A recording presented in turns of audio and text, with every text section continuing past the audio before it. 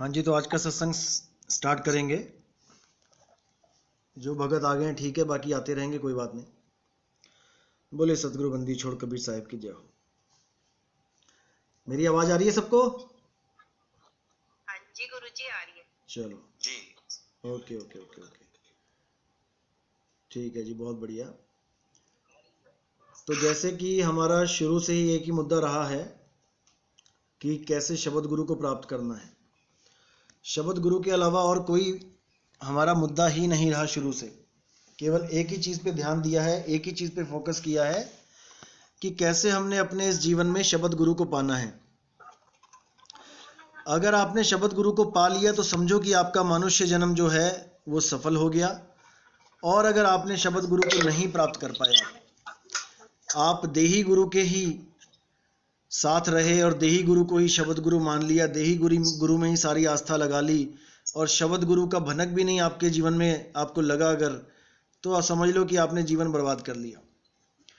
देही गुरु शब्द गुरु का भेद बताने के लिए इस दुनिया में आते हैं और शब्द गुरु इस जीव को मुक्त करने का कारण होते हैं। उनके बिना कोई मुक्त नहीं हो सकता। इसीलिए बोला गया, सेवा को दो ही भले, एक संत एक राम, और राम है दाता मुक्ति का, संत जपावे नाम। कि संत के बिना राम नहीं मिलेगा और राम के बिना मुक्ति नहीं मिलेगी। इसलिए ये पैरेलल चलते हैं।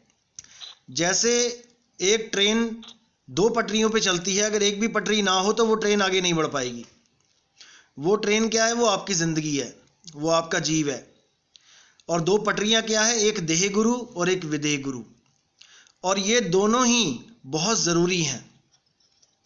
अगर इनमें से एक पटरी भी नहीं है तो आपका रास्ता कभी खत्म नहीं होगा, आपको कभी मंजिल नहीं मिलेगी। तो इसलिए साफ बोला है कि सेवा को दो ही भले, एक संत एक राम, और राम है दाता मुक्ति का, संत जपावे नाम। कि अगर परमात्मा तक पहुंचना चाहते हो तो पहले आपको संत तक पहुंचना पड़ेगा।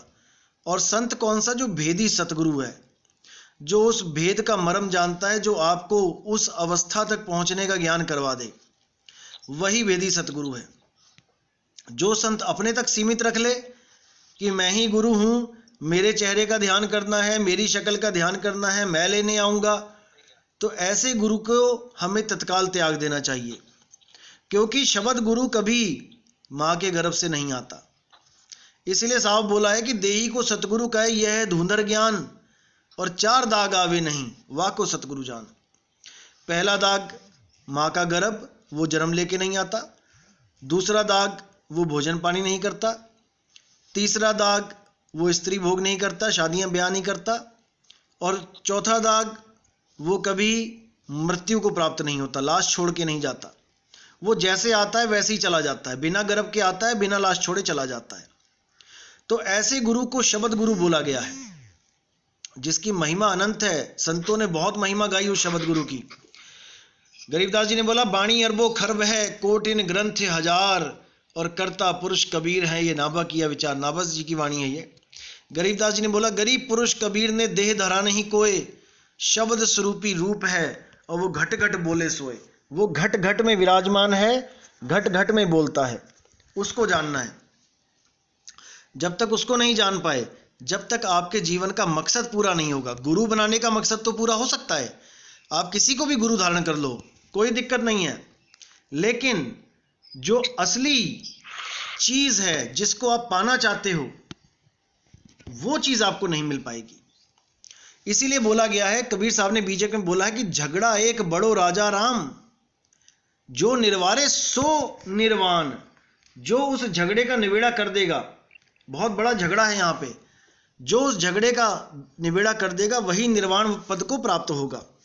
तो कहते हैं, ब्रह्म बड़ा की जहां से आया, और वेद बड़ा की जिन निर्माया। सबसे बड़ा झगड़ा यही है कि ब्रह्म, सारी दुनिया ब्रह्म को ही परमात्मा मान के बैठी है। ब्रह्म क्या है? निराकार। दो तरह के पंथ चलते हैं इस दुनिया में, एक साकार, एक निराकार। सारी दुनिया इसी में उलझी पड़ी है। या तो साकार भगवान को पूज रही है या फिर निराकार को पूज रही है।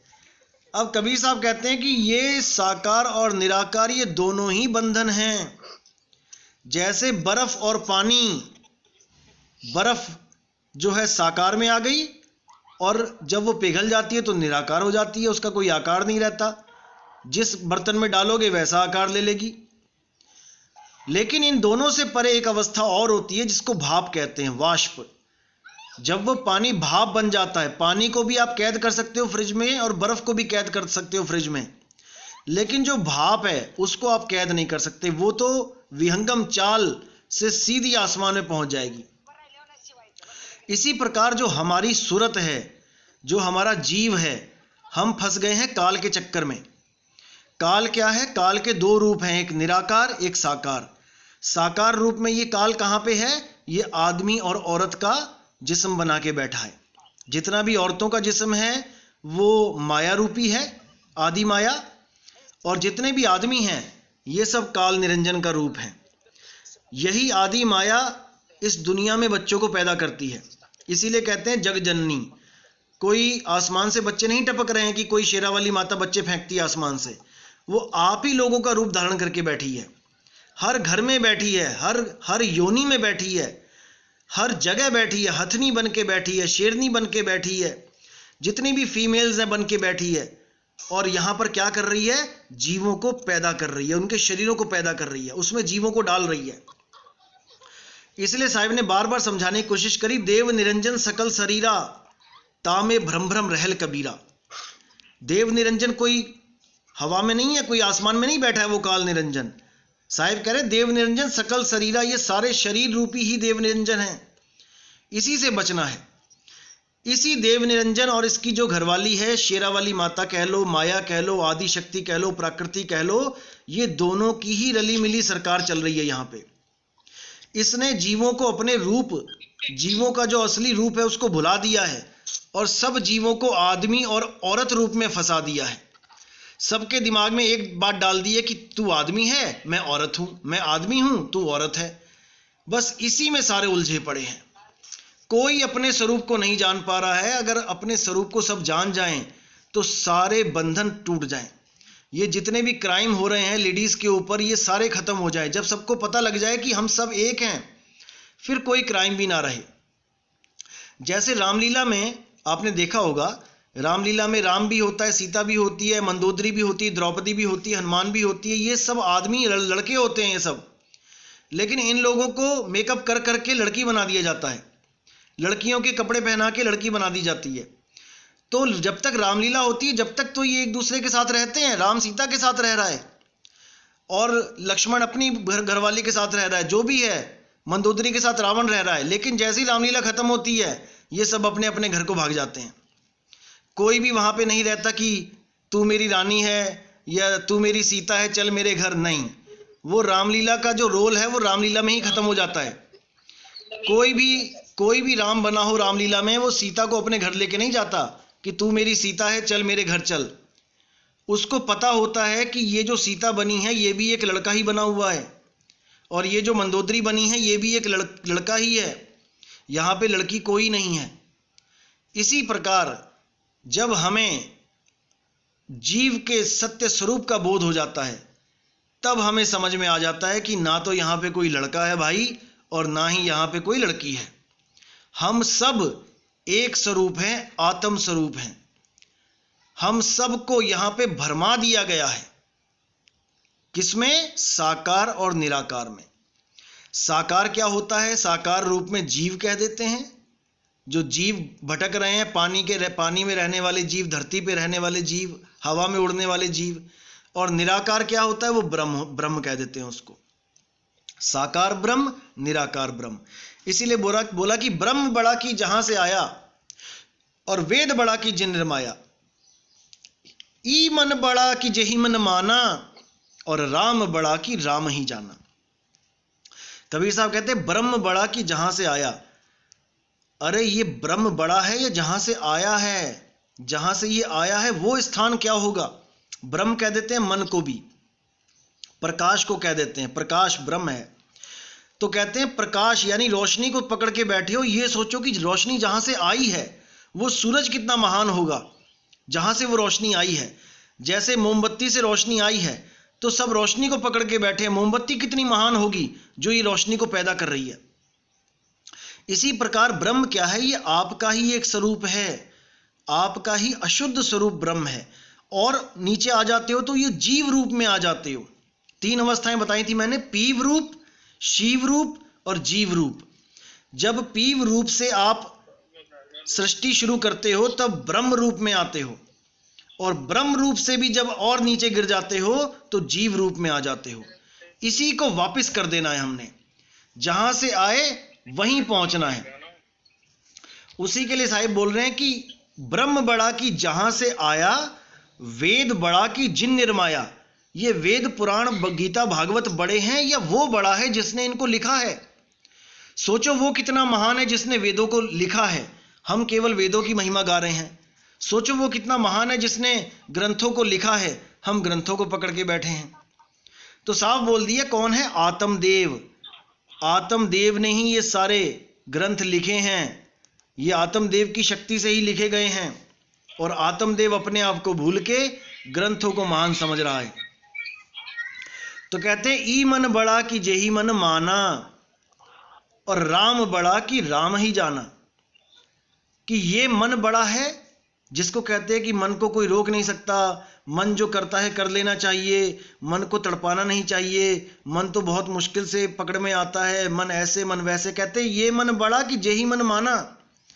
ये मन, चंचल मन बड़ा है जिसकी वजह से दुनिया फंसी पड़ी है, या वो मन बड़ा है जो संत महात्माओं का स्थिर हो चुका है, जिनको कोई कष्ट नहीं है इस जीवन में, जो राम नाम में मस्त रहते हैं, उनका मन बड़ा है कि ये मन बड़ा है? और राम बड़ा कि राम ही जाना। राम को बड़ा मानने वाला बड़ा है या राम लिखने वाला बड़ा है? जिसने राम को लिखा है वो बड़ा है, या जो लिखा गया है दीवार पे वो बड़ा है? जो दीवार पे राम लिखा गया है वो स्वयं नहीं बता सकता कि मैं राम हूं, जिसने लिखा है वही पढ़ के बता सकता है। एक अनपढ़ कभी नहीं जान पाएगा कि दीवार पे क्या लिखा है, लेकिन जिसने लिखा है वो पढ़ के बता सकता है कि बेटा ये राम लिखा है। तो कौन बड़ा है? जिसने राम को लिखा है वो बड़ा है। फिर कहते हैं भ्रम भ्रम कबीरा फिरे उदास, और तीरथ बड़ा कि तीरथ का दास। इसी भ्रम में कहते हैं कबीरा यानी जीव, ये जीव उलझा पड़ा है इसी भ्रम में, वो असलियत को जान नहीं पा रहा और तीर्थ मूर्त की पूजा करने में लगा है, अपने सत्य स्वरूप को नहीं जान पाता। जिस दिन उसने अपना सत्य स्वरूप जान लिया उस दिन वो भ्रम से बाहर हो जाएगा। इसीलिए बोला है साहिब ने कि ऐसा गुरु ढूंढो जो तुम्हें 2 अक्षर का भेद बता दे। एक अक्षर कौन सा? जो 52 अक्षर हैं, जो आपने बनाए हैं, हमने बनाए, इंसानों ने बनाए हैं। और एक अक्षर क्या है? जो आदि अक्षर है, जो बनाया नहीं जा सकता, जिसके लिए बाबा नानक ने बोला एको सतनाम, वो सतनाम ही आदि अक्षर है। एको सतनाम कर्ता पुरुष, वो कर्ता पुरुष है। निरपौ निर्वैर, वो निडर है और वो किसी को मारता भी नहीं है, निर्वैर है। अकाल मूरत अजूनी सैभंग गुर प्रसाद, वो काल से परे है। अकाल यानी काल की हद में नहीं है, वो बियॉन्ड ऑफ टाइम लिमिट्स है, वो काल की हद में नहीं आता, वो समय में नहीं आता। अकाल मूरत अजूनी सैभंग, अजूनी सैभंग यानी वो किसी जून में भी नहीं आता। कोई कहे कि वो कोई 84 लाख जूनों में आता है या मनुष्य चोले में आता है, माँ के गर्भ से होता हुआ आता है, तो नहीं आता है। वो प्रगट होता है, जहां पे भी होता है प्रगट होता है। संतों में भी प्रगट होता है। जहां संत प्रगट तहां भय हूं, और जहां असंत गुप्त वहां रहे हूं। तो साहिब कहते हैं कि प्रगट होता हूं मैं संतों में, लेकिन गर्भ से नहीं आता। और जो गर्भ से आता है वो साहिब नहीं हो सकता। साहिब सबका बाप है और बेटा काहू का नाही, और बेटा होके जन्मया सो तो साहिब नाही। साहिब यानी परमात्मा, वो परमात्मा नहीं है जो मां के गर्भ से पैदा हुआ है। परमात्मा कभी मां के गर्भ से पैदा नहीं होता।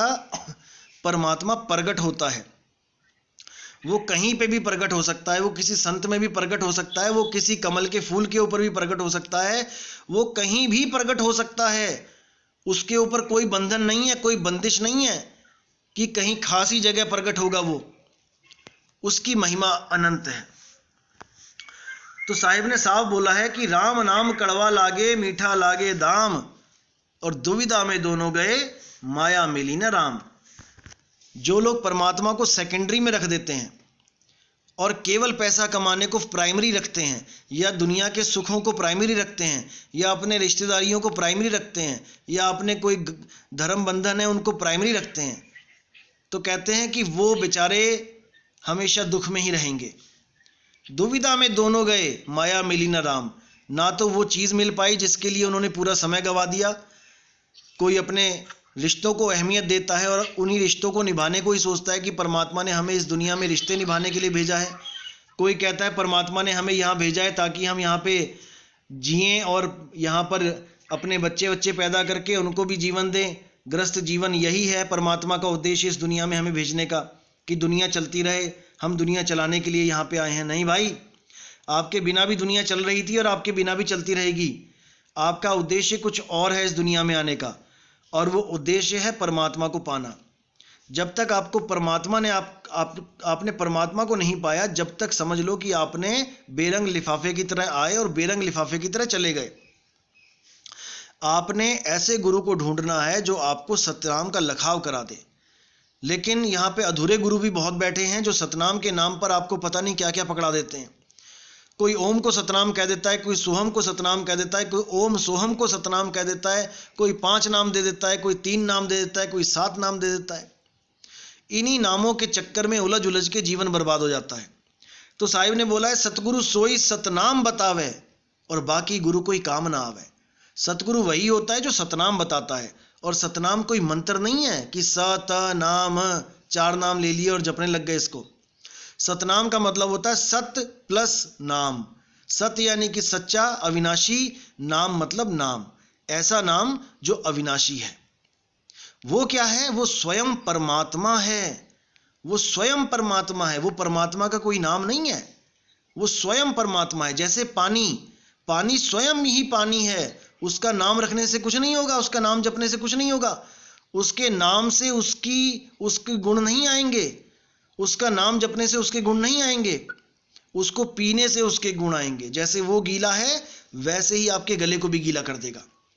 इसी प्रकार परमात्मा और उसके नाम में भेद है।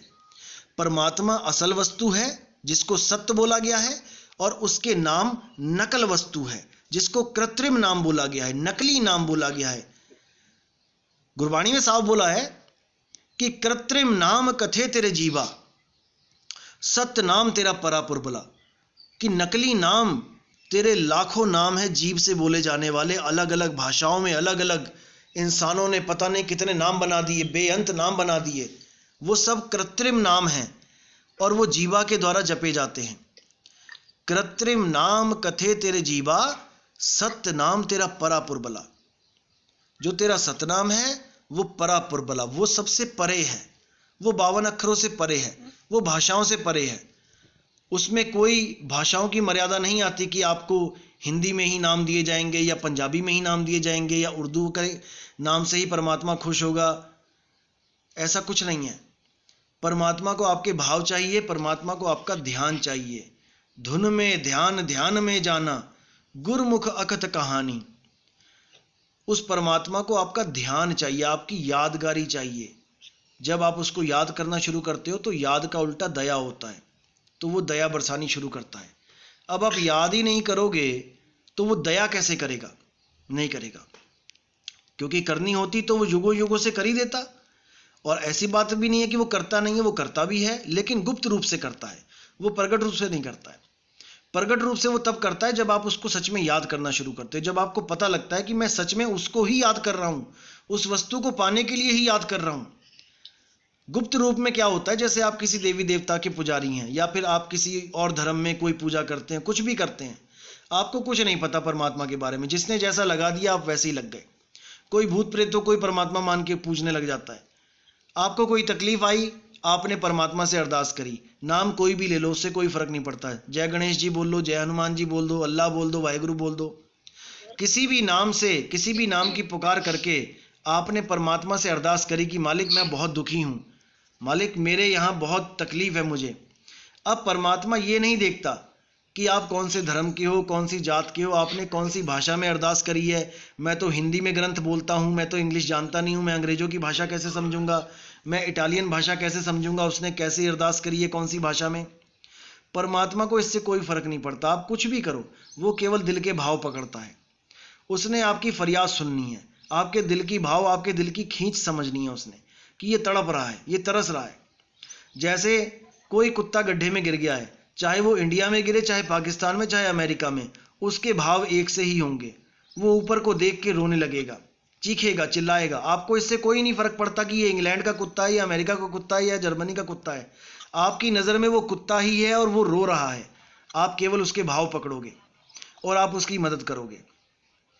इसी प्रकार परमात्मा कभी ये नहीं देखता कि सामने वाला हिंदू है, मुसलमान, सिख है, ईसाई है, वो कौन सी भाषा बोलता है, वो कौन से धर्म का है। इससे कोई फर्क नहीं पड़ता, इससे कोई फर्क नहीं पड़ता। वो लाल कपड़े पहनता है, पीले पहनता है, हरे पहनता है, सफ़ेद पहनता है, इससे कोई फर्क नहीं पड़ता। वो सबके लिए समान है, वो सब पर दया करके बैठा हुआ है। बस वो ये कहता है कि एक कंडीशन है, अगर आप मुझे याद करोगे तब मैं आप पे पूर्ण दया करूंगा, मुक्त कर दूंगा। अगर आप मुझे याद नहीं करते हो, मेरा नाम जपते हो, तो मैं आपको सीमित फल दे पाऊंगा। नाम जपने से मुक्ति नहीं मिलेगी, आपको और बहुत चीज़ें मिल जाती हैं नाम जपने से। अच्छे अच्छे लोकों में चले जाते हो, अच्छे अच्छे घरों में पैदा हो जाते हो, रिद्धियाँ सिद्धियाँ आ जाती हैं, लेकिन मुक्ति नहीं मिलेगी। जिसके लिए साहिब ने बोला, नाम है जप में, नाम है तप में। जप और तप में मैं नहीं हूँ भाई। अगर मुझे सच में पाना है तो ध्यान करो। ध्याने के लिए बोला है, जिन्हीं नाम ध्याया गए मशक्कत काल, नानक ते मुख उजलै केती छूटी नाल। जब तक उसको ध्याओगे नहीं, वो दया नहीं करेगा। इसलिए संत महात्मा हमेशा यही बोलते हैं, उसको ध्याओ, उसको ध्याना है, जपना नहीं है। जपने के लिए आपको गुरु की जरूरत नहीं है, आपके पास स्वयं खुद इतने सारे नाम हैं परमात्मा के कि कुछ भी नाम ले लो, उसमें क्या बड़ी बात है। गुरु इसलिए किया जाता है ताकि आपको वो ज्ञान पता चले जो आपके पास नहीं है, वो विधि नहीं है, वो जुगती नहीं है। गुरु गुर सिखाता है, हुनर सिखाता है, उसी से बात चलेगी, उसी से बात बनेगी, अन्यथा कुछ नहीं मिलने वाला। तो ठीक है, आज का सत्संग यहीं पे समाप्त करेंगे और अगला सत्संग कल 5:30 बजे स्टार्ट करेंगे दोबारा से। और जितने भी मेरे भाई हैं, जब हम लोग कहते हैं